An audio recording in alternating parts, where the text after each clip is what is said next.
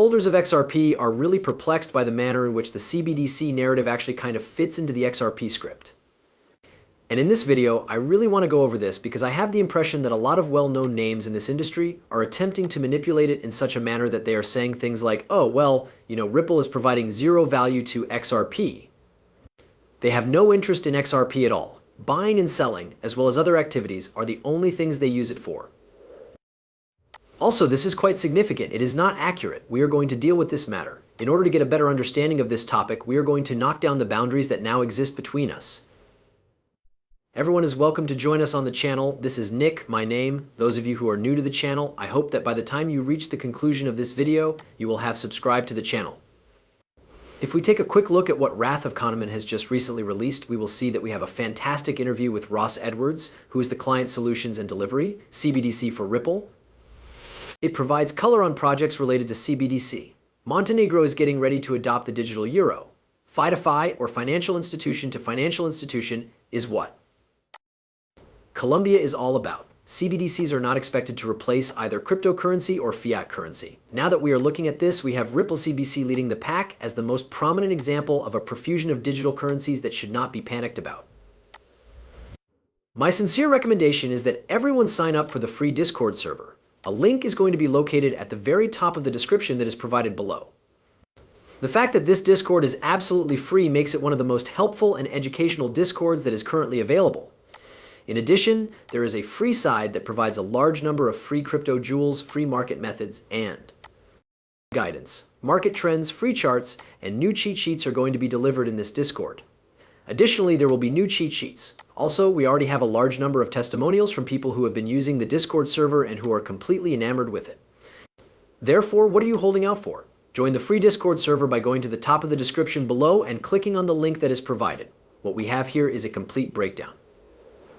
This one is quite significant in nature. However, despite the fact that I have it completely broken down over here using ChatGPT, I would like to discuss a few things, one of which is that 70% of business leaders have stated that they intend to discover and leverage strategic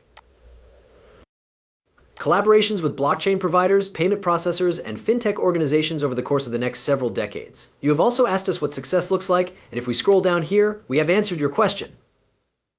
The point at which we observe the impact that sovereign digital money has on stakeholders is when I believe success will be achieved. Exactly this is what will be of the utmost significance. Do you think this is having an effect?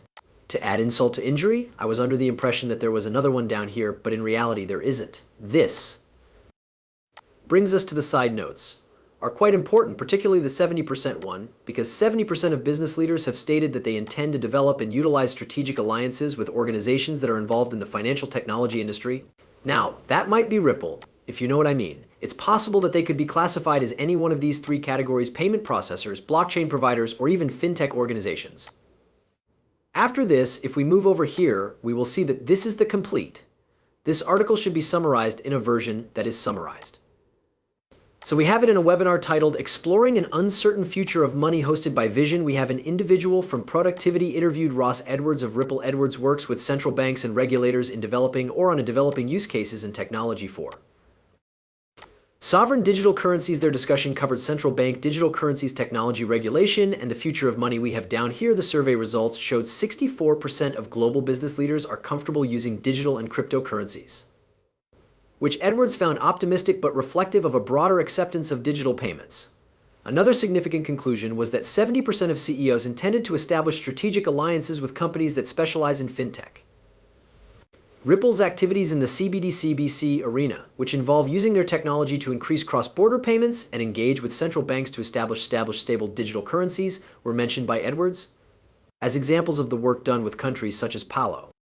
He provided instances, previously Negro, Colombia, and Hong Kong, each of which has its own specific requirements for the implementation of digital currency. Specifically, Edwards stressed the significance of regulatory status, trust, and adoption in relation to the broader environment of digital currencies. In his argument, he suggested that CBDCs would not replace traditional currencies and other digital assets, but rather complement them, which would make transactions and integration more fluid. In order for digital currencies to achieve their potential in the future, it is essential that accessibility, user experience, and regulatory clarity be improved. It is anticipated that great progress will be made in the years to come. Moving on from that, I would like to travel back in time to February of this year in a very short amount of time.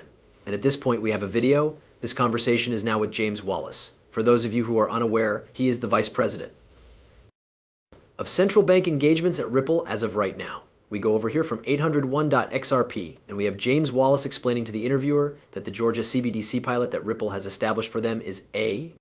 This is because on top of, allowing this digital currency revolution essentially through Ripple, we go over here. The XRP ledger serves as the foundation for the private blockchain, which is built on the blockchain technology that the public blockchain employs. In order to provide an answer to your query, we developed a hybrid version that is private for each of the countries with which we are working. Have you ever pondered the reason behind the similarity between the XRP ledger and the BI's initiatives and the speedier payment methods that every government has implemented? To put it simply, please have a look at this. My inquiry revolves around whether or not the blockchain technology is going to be incorporated. I would like to make a statement regarding the blockchain that is now in use, or are you guys considering developing a digital system that is exceptional? That is a very good question indeed. To put it simply, the technology that we are developing for the digital lari is a private blockchain, but it is built on the technology that is utilized in the public blockchain. Consequently, the public blockchain that we make use of is referred to as the XRP ledger. It is a blockchain technology that is open source and also available to the public. In order to accomplish what we do for each country that we are working with, we take A and construct a new private version. Thus, the blockchain is only accessible to you if you have been granted permission to utilize it. The rationale for this, as well as the benefit of using XRP ledger technology, is that it has been demonstrated to be effective. Transactions totaling billions of dollars have been processed by it. That being said, you should be aware that central banks like to keep things a little bit more secret. As a result, we have developed a user-only version. In order to provide an answer to your question, one could say that it is a hybrid.